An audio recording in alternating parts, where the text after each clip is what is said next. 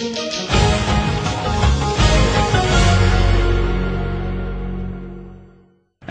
1984 میں مہاجر قومی موومنٹ کے نام سے ایک لسانی جماعت کے طور پر پاکستان کے سیاسی افق پر ابھری تھی،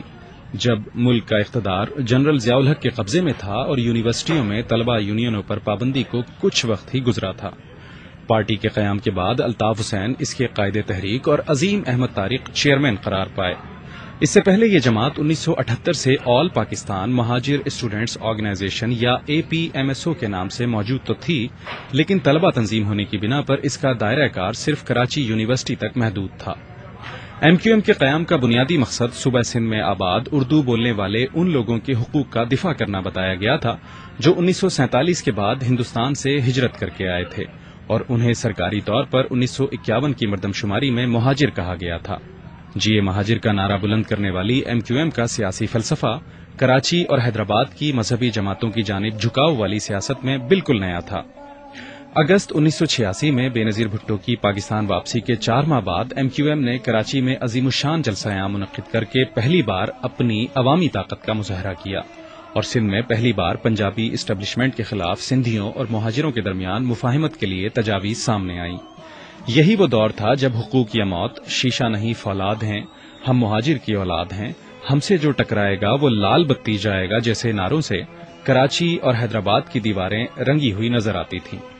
اسی دور میں الطاف حسین نے مہاجر نوجوانوں سے کہا تھا کہ وہ اسلحہ جمع کریں، کیونکہ ان کے بقول اگر مہاجروں کو حقوق نہ ملے تو وہ حقوق حاصل کرنے کے لیے ہر طریقہ استعمال کریں گے۔ اسی سال 14 دسمبر کو کراچی کے مختلف علاقوں میں مہاجروں اور پختونوں پر حملوں کے مختلف واقعات کے بعد قصبہ کالونی، علی گڑھ کالونی اور اورنگی کے علاقوں میں مہاجروں کی آبادی پر مسلح حملہ کیا گیا اور متعدد گھروں کو نذر آتش کر دیا گیا۔ اس واقعے کے رد عمل میں کراچی اور حیدرآباد میں پختونوں کی املاک پر حملے ہوئے اور ان کی دکانوں کو لوٹا گیا۔ 1987 میں ہونے والے بلدیاتی انتخابات میں MQM نے کراچی اور حیدرآباد سے بھاری اکثریت سے کامیابی حاصل کر کے سب کو دنگ کر دیا، اور اب دونوں شہروں میں میئرز MQM کے اپنے تھے۔ اور پھر 1988 آ گیا، جب حیدرآباد میں سندھیوں اور مہاجروں کے ایک دوسرے پر حملوں کے اکا دکا واقعات ہوئے، اور اس کے بعد 30 ستمبر کو گاڑیوں میں سوار مسلح افراد نے شہر بھر میں اندھا دھند فائرنگ کر کے 256 لوگوں کو موت کی نیند سلا دیا۔ اس کے رد عمل میں اگلے ہی دن کراچی میں سندھیوں کو نشانہ بنایا گیا اور ان کے گھروں پر حملے کیے گئے، جس سے کم 100 لوگ مارے گئے۔ انہی واقعات کے پس منظر میں نومبر 1988 کے عام انتخابات ہوئے، جن میں MQM نے کراچی اور حیدرآباد سے قومی اسمبلی کی 14 اور صوبائی اسمبلی کی 25 نشستیں جیت کر پاکستان کی تیسری بڑی سیاسی جماعت ہونے کا اعزاز حاصل کر لیا۔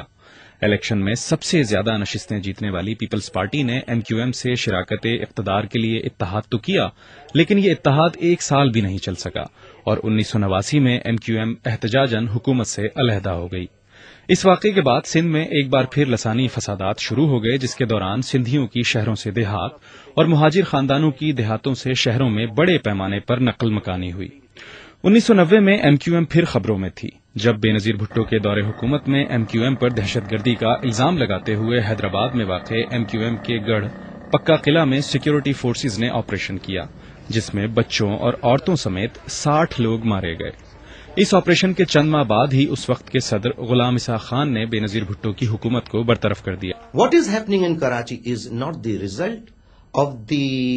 actions of the MQM, but it is what is happening in Karachi is the result of the continuous barbarism upon innocent muhajirs who are over 22 million in Sindh province of Pakistan. They have been denied their basic, fundamental and constitutional rights. نومبر 1990 کے انتخابات میں MQM نے قومی assembly کی 15 اور Sindh assembly کی 29 نشستیں حاصل کر کے اپنی مقبولیت کا لوہا ایک بار پھر منوایا۔ اس بار ملک کے وزیر اعظم نواز شریف بنے اور سندھ میں وزیر اعلیٰ جام صادق۔ MQM اس حکومت میں شامل ہو گئی، لیکن نواز شریف حکومت کے ساتھ MQM کی یہ ساجھیداری زیادہ عرصے تک نہیں چل سکی۔ جون 1991 کو کراچی کے علاقے لانڈھی میں ایک فوجی افسر میجر کلیم اللہ کو 3 فوجی جوانوں کے ساتھ اغوا کر کے تشدد کا نشانہ بنایا گیا۔ میجر کلیم نے اس کا الزام الطاف حسین اور ان کے ساتھیوں پر لگایا۔ اگرچہ کئی سال بعد عدالت نے انہیں بری کر دیا، لیکن اس واقعے کے ٹھیک 1 سال بعد जून 1992 में फौज ने